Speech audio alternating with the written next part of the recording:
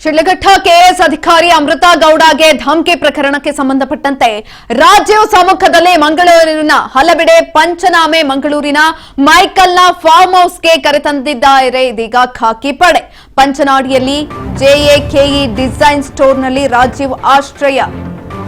Sidlaghatta KAS ಅಧಿಕಾರಿ ಅಮೃತ ಗೌಡಗೆ ಧಮಕಿ ಹಾಕಿದ್ದ ಪ್ರಕರಣಕ್ಕೆ ಸಂಬಂಧಪಟ್ಟಂತೆ ಇದೀಗ ರಾಜ್ಯ ಸಮ್ಮುಖದಲ್ಲಿ ಮಂಗಳೂರಿನ ಹಲವೆಡೆ ಪಂಚನಾಮೆ ಮಂಗಳೂರಿನ ಮೈಕಲ್ನ ಫಾರ್ಮ್ ಹೌಸ್ಗೆ ಇದೀಗ ಖಾಕಿ ಪಡೆ ಕರೆತಂದಿದೆ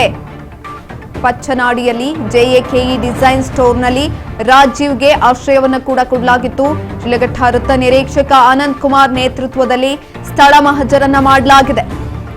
ಶಿಡ್ಲಘಟ್ಟ ಕೆಎಎಸ್ ಅಧಿಕಾರಿ ಅಮೃತ ಗೌಡಗೆ ಧಮಕಿ ಹಾಕಲಾಗಿತ್ತು ಈ ಒಂದು ಪ್ರಕರಣಕ್ಕೆ ಸಂಬಂಧಪಟ್ಟಂತೆ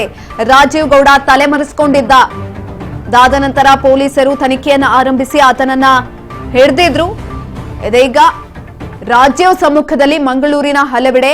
ಸ್ಥಳ ಮಹಜರನ್ನ ಮಾಡಲಾಗ್ತಾ ಇದೆ ಮಂಗಳೂರಿನ ಮೈಕಲ್ನ ಫಾರ್ಮ್ ಹೌಸ್ಗೆ ಇದೀಗ ಖಾಕಿ ಪಡೆ ರಾಜೀವ್ ಗೌಡನನ್ನ ಕರೆತಂದಿದ್ರು ಜೊತೆಯಲ್ಲಿ ಪಚ್ಚನಾಡಿಯಲ್ಲಿ ಜೆಎಕೆಇ ಡಿಸೈನ್ ಸ್ಟೋರ್ನಲ್ಲೂ ಕೂಡ ರಾಜೀವ್ ಆಶ್ರಯವನ್ನು ಪಡೆದುಕೊಂಡಿದ್ರು ಹಾಗಾಗಿ ಶಿಡ್ಲಘಟ್ಟ ವೃತ್ತ ನಿರೀಕ್ಷಕ ಆನಂದ್ ಕುಮಾರ್ ನೇತೃತ್ವದಲ್ಲಿ ಸ್ಥಳ ಮಹಜರನ್ನ ಮಾಡಲಾಗಿದೆ ಈ ಒಂದು ಸಂದರ್ಭದಲ್ಲಿ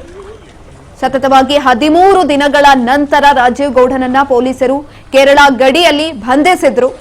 ಇದೀಗ ಆತನನ್ನ ವಿಚಾರಣೆ ಕೂಡ ಮಾಡಲಾಗ್ತಾ ಇದೆ ಸ್ಥಳ ಮಹಜರನ್ನ ಮಾಡಲಾಗ್ತಾ ಇರುವಂತದ್ದು ಪೊಲೀಸರು ರಾಜೀವ್ ಸಮ್ಮುಖದಲ್ಲಿ ಮಂಗಳೂರಿನ ಹಲವೆಡೆ ಸ್ಥಳ ಮಹಜರನ್ನ ಮಾಡ್ತಾ ಇದ್ದಾರೆ ಆತ ಆಶ್ರಯ ಪಡ್ಕೊಂಡಿದ್ದಂತಹ ಅಷ್ಟೂ ಸ್ಥಳಗಳಲ್ಲಿ ಸ್ಥಳ ಮಹಜರನ್ನ ಮಾಡಲಾಗ್ತಾ ಇರುವಂತದ್ದು ಆತನ ಸಮ್ಮುಖದಲ್ಲೇ ಸ್ಥಳ ಮಹಜರನ್ನ ಮಾಡಲಾಗ್ತಾ ಇದೆ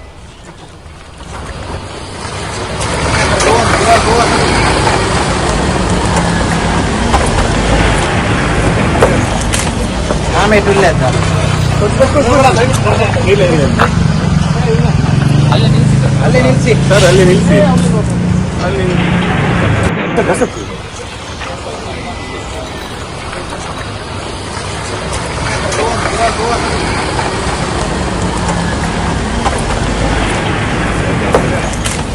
ಆಮೇಲೆ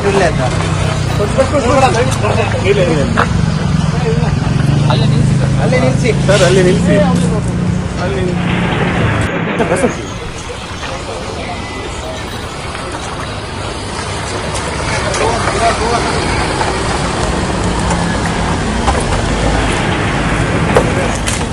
ಆಮೇಲೆ